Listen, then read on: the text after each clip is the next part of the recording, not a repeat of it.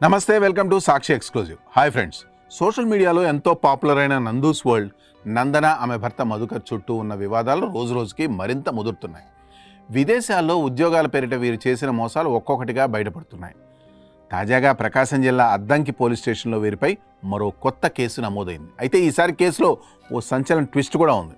కేవలం నందన మధుకర్ మాత్రమే కాకుండా ఈ వ్యవహారంలో వారి తల్లిదండ్రులను కూడా పోలీసులను నిందితులుగా చేర్చారు. ఆ వివరాలేంటో ఈ వీడియోలో చూద్దాం. వీడియో అయితే ఎక్కడ స్కిప్ అవ్వకుండా చూడండి. గతంలో నందన ఒక వీడియోలో మాట్లాడుతూ, మాకు ఇండియాలో ఎలాంటి వ్యాపారాలు లేవు, ఎటువంటి కన్సల్టెన్సీలు లేవు, ఎవరో మా పేరు వాడుకుంటున్నారు అంటూ పూర్తిగా బుకాయించారు.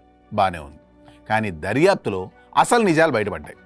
వీరు నడిపించిన డెస్టినీ కన్సల్టెన్సీకి డైరెక్టర్లుగా మరెవరో కాదు, మధుకర్ తల్లి జాగర్లమూడి ఝాన్సీ లక్ష్మి, నందన తల్లి అన్నే సుధారాణి ఉన్నారు. అందుకే పోలీసులు ఇప్పుడు వీరిద్దరిని ఈ ఎఫ్ఐఆర్లో A3, A4 నిందితులుగా చేర్చారు.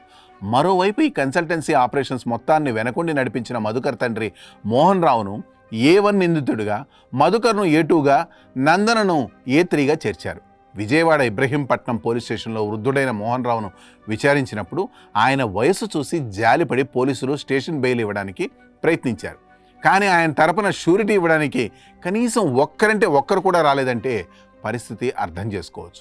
పిల్లలు యూకేలో బిజినెస్ క్లాస్ ఫ్లైట్లలో తిరుగుతూ విలాసవంతమైన జీవితాన్ని గడుపుతుంటే వారు చేసిన తప్పులకి ఇక్కడ ముసలి వయసులో తల్లిదండ్రులు పోలీస్ స్టేషన్ల చుట్టూ తిరగడం నిజంగా అత్యంత విచారకరం కదా. అద్దంకికి చెందిన బాధితులు లండన్లో ఉద్యోగం కోసం సోషల్ మీడియాలో గుంటూరు ఆరండల్పేటలోని destiny overseas and immigration consultancy ప్రకటన చూసి వీరిని సంప్రదించారు. మేనేజర్గా పరిచయం చేసుకున్న మోహన్ రావు అద్దంకి వచ్చి మొదట 1 లక్ష రూపాయల నగదు తీసుకున్నారు.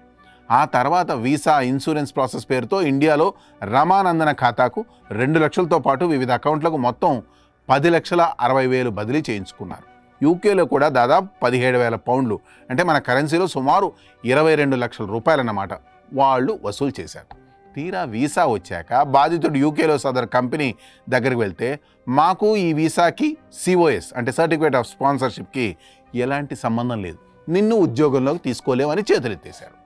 దీంతో బాధితులు అటు ఉద్యోగం లేక, ఇటు కట్టిన డబ్బులు తిరిగి రాక మానసిక క్షోభకు గురై చివరికి అద్దంకి పోలీసుల్ని ఆశ్రయించారు. అన్ని రకాల బ్యాంక్ ట్రాన్సాక్షన్ ఆధారాలను పరిశీలించిన తర్వాతే పోలీసులు ఈ ఎఫ్ఐఆర్ నమోదు చేశారు. ఈ కేసులో మరో పెద్ద ట్విస్ట్ ఏంటంటే, విజయవాడ, గుంటూరు, హైదరాబాద్ బ్రాంచీల్లోని డెస్టినీ కన్సల్టెన్సీలో పనిచేసిన మాజీ ఉద్యోగులు ఇప్పుడు పోలీసుల ముందు నిజాలు ఒప్పుకోవడానికి సిద్ధంగా ఉన్నారు. కొంతమంది ఉద్యోగుల వ్యక్తిగత ఖాతాల ద్వారా కూడా లావాదేవీలు జరగడంతో భయపడిపోయిన వారు తాము కేవలం జీతానికి పనిచేశామని, యజమానుల ఆదేశాల మేరకే డబ్బులు తీసుకొని క్యాష్ రూపంలో వారికి అందించామని వాంగ్మూలం ఇస్తున్నారు. హైదరాబాద్లోని మంజీరా ట్రినిటీ, అలాగే కొన్ని కోవర్కింగ్ స్పేసుల నుండి వీరు కార్యకలాపాలు సాగించినట్లు సమాచారం. ఉద్యోగుల ఫోన్ నంబర్లు, ఆడియో రికార్డులు త్వరలోనే మీడియా ద్వారా బయటకు రానున్నాయి.